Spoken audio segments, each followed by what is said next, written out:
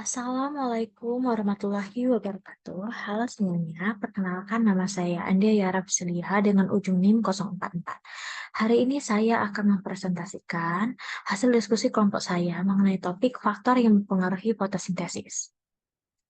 Sebelum masuk ke materi, sebelum masuk ke materi, izinkan saya memperkenalkan anggota kelompok saya. Ada Zalwa Nurul, ada Julia Dwi, Hana, Vivi, Jihan, Davina, Dini Aprilia, Yuli Maharani, saya sendiri, Erwaini, Sophie, Yuliana, dan Meli. Dosen pengampu mata kuliah Fisiologi Tumbuhan yakni Bapak Dr. Andes Juswardi, MSI. Kita masuk ke materi yaitu apa fotosintesis. Apa itu fotosintesis? Definisinya yakni ilmu yang mempelajari respon, proses, dan fungsi tumbuhan terhadap lingkungan. Proses ini yang dimana fotosintesis dapat mengubah cahaya menjadi energi glukosa. Tahapan respirasi dapat menghasilkan energi dari glukosa, absorpsi yaitu pengambilan air dan ion dari tanah, translokasi pergerakan air dan nutrisi dalam tumbuhan. Respon dari transpirasi sendiri yakni penguapan air melalui daun, sedangkan adaptasi terhadap lingkungan yakni perubahan fisiologis dan morfologis untuk bertahan hidup. Faktor-faktor yang mempengaruhi fotosintesis ada intensitas cahaya, konsentrasi karbon dioksida, suhu, ketersediaan air, jumlah klorofil.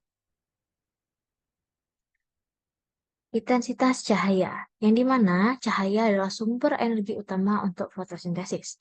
Ketika intensitas cahaya meningkat, laju fotosintesis juga meningkat karena lebih banyak energi tersedia untuk menggerakkan reaksi terang. Efeknya, semakin tinggi intensitas cahaya, semakin cepat laju fotosintesis hingga mencapai titik jenuh, di mana peningkatan cahaya tidak lagi berpengaruh pada titik ini, faktor lain seperti karbon dioksida dan air menjadi pembatas. Konsentrasi karbon dioksida. Semakin banyak karbon dioksida di udara, semakin cepat fotosintesis berjalan, sampai mencapai batas tertentu. Setelah itu, peningkatan karbon dioksida tidak banyak berpengaruh karena tumbuhan sudah memanfaatkannya secara maksimal. Suhu yang lebih hangat biasanya mempercepat fotosintesis, tapi jika suhu terlalu tinggi atau rendah, fotosintesis melambat. Ada suhu optimal di mana fotosintesis bekerja paling baik.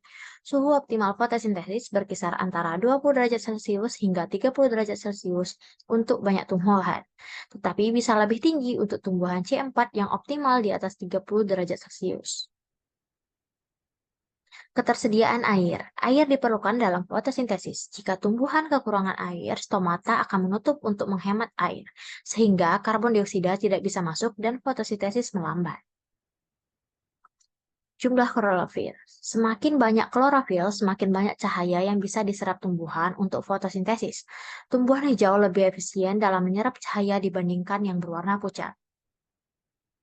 Kadar fotosintat. Jika kadar fotosintat ini berkurang, maka akan menyebabkan laju fotosintesis naik. Sebaliknya, jika kadar fotosintat bertambah, akan berakibat pada menurunnya laju fotosintesis. Proses fotosintesis, reaksi terang, yakni cahaya digunakan untuk menghasilkan energi, ATP dan NADPH. Reaksi gelap, energi tersebut digunakan untuk mengubah karbon dioksida menjadi glukosa dalam siklus Calvin. Apa itu fotorespirasi? Proses ketika tumbuhan mengambil oksigen bukan karbon dioksida yang mengurangi efisiensi fotosintesis. Ini lebih sering terjadi pada suhu tinggi. Perbedaan tumbuhan C4, C3, dan CAM. Pada tumbuhan C3, tumbuhan umum seperti gandum bekerja dengan baik di iklim sedang. Pada tumbuhan C4, tumbuhan seperti jagung lebih efisien di daerah panas dan memisahkan fiksasi karbon secara spasial. Tumbuhan CAM, yakni tumbuhan gurun seperti kaktus, menyimpan karbon dioksida di malam hari untuk mengurangi kehilangan air. Siklus Kelvin, yakni karbon diikat menjadi molekul organik menggunakan energi dari reaksi terang dan akhirnya menghasilkan glukosa sebagai energi bagi tumbuhan.